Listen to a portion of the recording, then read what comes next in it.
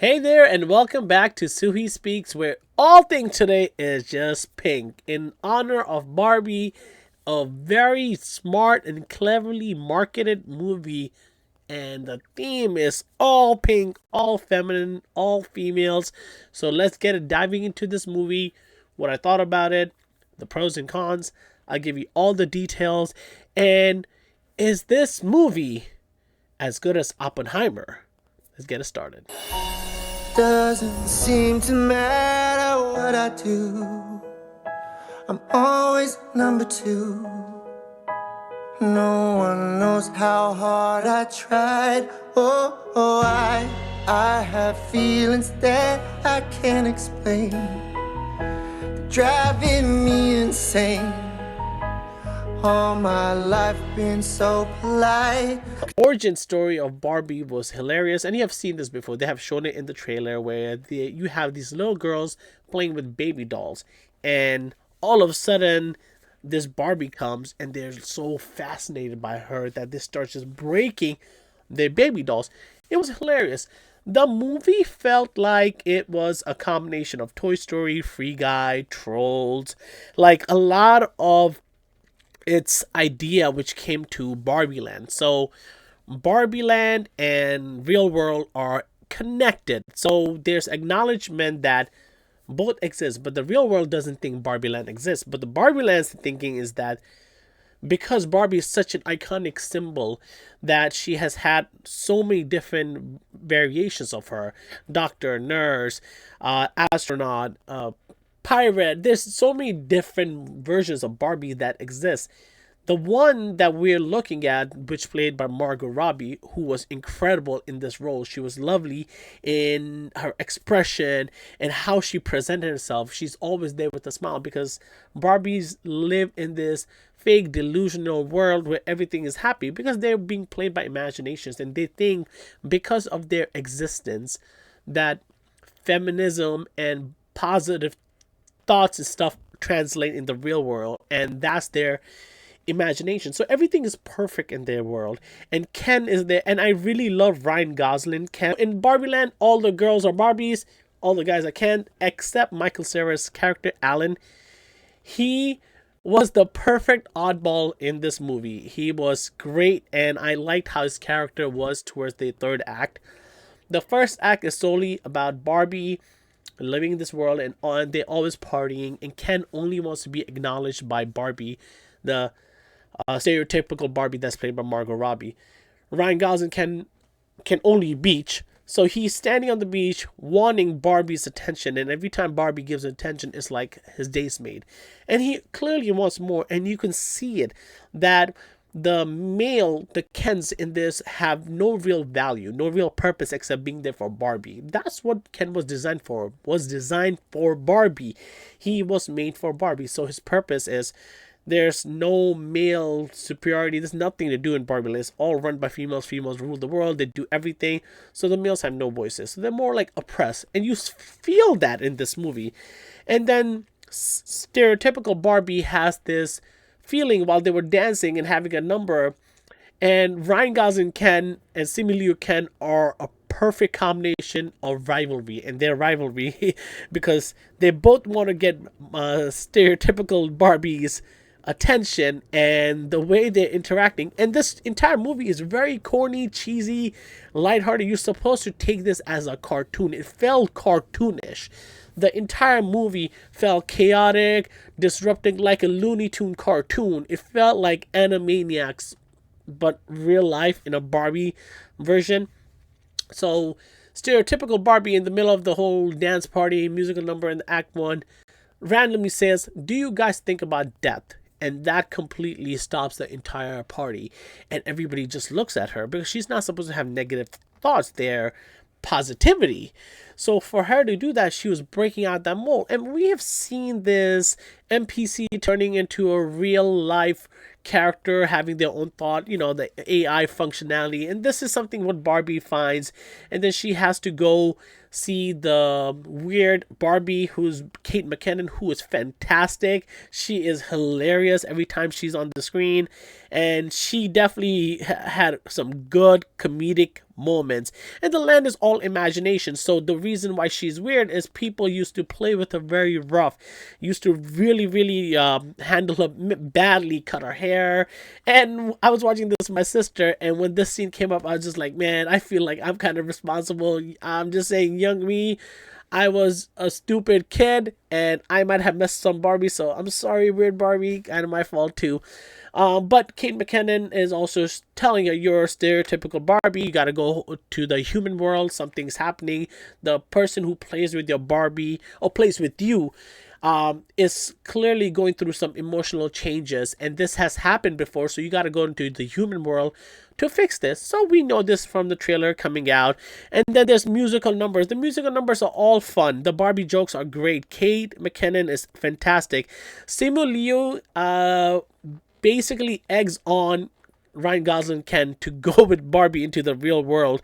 And when they get to the real world, the whole journey is cliche mental. But when they get into the real world and how they just take these different pathways to get here, they are hit by reality, and reality is that the real world is chaotic, filthy, dirty. You can see Margot Robbie's expressions every time she's getting catcalled. Everybody's coming up to her and hitting on her, and every time they hit on Ryan Gosling, he's loving it, because in his world he didn't feel like he was getting respect. He didn't feel like he had a belonging on purpose. It was all girls, girls, girls. And Margot Robbie's getting the complete opposite reaction, where this is a male-run world. There's no females here. And then she's trying to find the female head. She's trying to find a way, her own human. She closes eyes. She visualizes it. And here, I already knew what happened. They tried to give you a point of view, saying that the Barbie that's being played by is a young girl who turns into a tween.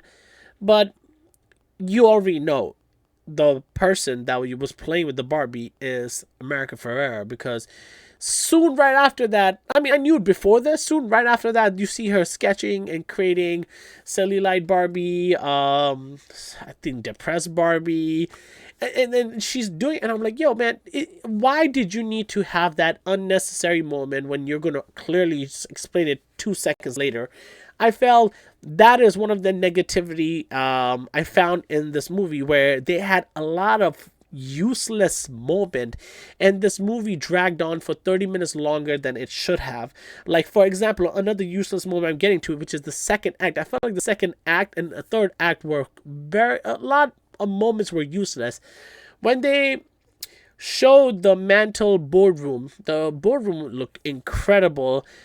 I like Will Ferrell, but I didn't see the point of him being in this movie, because this movie was already crowded with so many stars. Dua Lipa was in this, John Cena's in this, Gerwig is in this. There's so many good actors that they even had the girl from Sex Education that is known to look like Margot Robbie there, and now you could tell the difference. They definitely do not look a little bit, but not that much as we thought they used to look. So Mantle Boss's scene being there was very weird, because they were comedic. They would just wanted stereotypical Barbie to get back in the box. Expressions that took stereotypical Barbie when she was in the real world and she saw sadness, happiness she was feeling, getting the sense of real world, and it was such a nice way of seeing it. And then how Ken was seeing the world, he was seeing men being respected, patriarchy, and that is the main purpose of the patriarchy. Ken actually got patriarchy wrong. He thought patriarchy and horses were the same thing.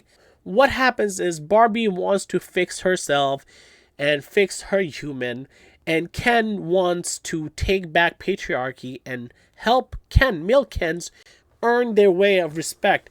So what happens is she eventually escapes Mantle, because the bosses were trying to get her into boxes, and she gets away. America Ferrera finds her, and then they take her on this whole adventure to find herself. But America Ferrera and her daughter end up going to Barbie Land, and this is where the movie lost me, because I thought this movie was about finding Barbie, and I thought she would be more in the real world, but it felt like it was more like Barbie Land politics and stuff. When Ken went back, he changed what it was. It made into kingdom. He was calling in his casa, home, something. He was basically using the same word for home, dojo. Just made it mad masculine, and all the Barbies fell into this brainwash propaganda of the patriarchy. And the president Barbie is now serving meal cans, and it was just like Barbie was losing herself. Now the third act is where they're trying to take back Barbie Land to help Barbie, yada yada yada. They want to basically make sure she's good here, to fix her, give her hope that, you know, females have it tough. And they do. I completely agree. Females have it harder than any male possible. We can't even begin to compare. And there's so many things that we take them for granted. They're burdened with a lot of stuff because us male, we aren't emotionally capable to think and reflect all the thought process that goes through, like comparing the things that my wife goes through, thinks about, does. I can't even begin to do that. I'm malfunction. I'm not equipped to do that. So as a female, you are living in a male world that is rude, and you have to navigate and survive. And America Ferrera has that message, which helps stereotypical Barbie come back to her senses and feel good about herself. And this is where the movie lost me, because it was clear from the beginning that all Ryan Gosling Ken wanted to do was get attention, get acknowledgement, get respect from stereotypical Barbie. And instead that, they basically went the female route and tried to do a heist and completely eradicate brainwashing and get every Barbie into their side, and then do a scheme of making all the male Barbie Ken go against each other, because that way they can destruct each other and they can take over Barbie Land. The whole point, and I was getting this, is that all the Kens wanted to do was find a way to belong besides just being made for Barbie. And here you wasted 30 minutes trying to do that, when you, at the end, after you wasted 30 minutes, the end result was still stereotypical Barbie explained to Ken. And once he understood, everybody else did, because he was the leader, he was the alpha, everybody followed him. And I felt if they just went that route, which they eventually did, it would have saved 30 minutes of boredom. I really did not feel that many jokes landing. They tried a lot. I don't think the jokes landed that well. The mother-daughter dynamics and the issue they were going through felt like they were ignored and randomly just addressed because Barbie's problem went away. Yeah, I guess that is okay, but they never felt like a closure or any resolution that came from that. And then when the mantle board showed up to the Barbie Land, it was very cartoonish. It really had no logic to it. I know I'm not supposed to take it seriously, but I'm just going to wrap it up, and I'm just going to go towards the end. At the end, Barbie basically finds everything, and everybody has a choice. Ken's want to do more, and I really like the number of Ryan Gosling has when he is having a musical battle about is he enough, why is he number 2, and the whole scene is good. The song is great. It's like Lost in the Wood that is in Frozen 2. So that's one of my favorite parts. I think Ryan Gosling's character was amazing. Him being so dramatic as Ken was great, and all he can do is beach. That was the best part, but the movie dragged for me, and it felt crowded. I felt the movie didn't know whether it was a cartoon or it was something else, and the ending just does not stick with me. And it's probably just me being a guy. What was the point of Barbie? Is she, at the end, the stereotypical Barbie really had no purpose, because you see Ruth Handler in this movie, and she said that I made you off my daughter Barbara Handler. And she goes, you can discover your own purpose. And all Barbie does is feel, and she comes to a conclusion, yes, I want to be real. But I expected, instead of wasting the half an hour on stupid Barbie politics when the ending was so right there in your face, you could have just saved so much time and explained or seen Barbie go through real life situations, and she's enjoying it and doing this adventure, going to amusement park and having fun, or being sad. I don't think that she got enough moment to justify her being in the real world.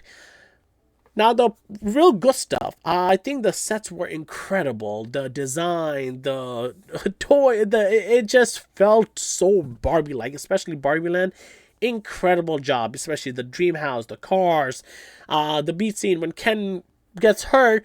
They have the ambulance that opens up, and my daughters have that, so it's hilarious. When I saw that, I chuckled. But I would give this movie a 7 out of 10. It is an iconic character. It is something every single girl can relate to. This is their action figure.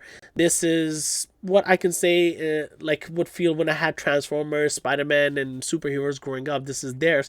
So respectfully, if a girl gives it higher or something and they connect to it more, respect that. But for me, what I felt, I don't think this movie is good enough to see twice, because I get the message and the message is received, but it is nothing special for me to rewatch.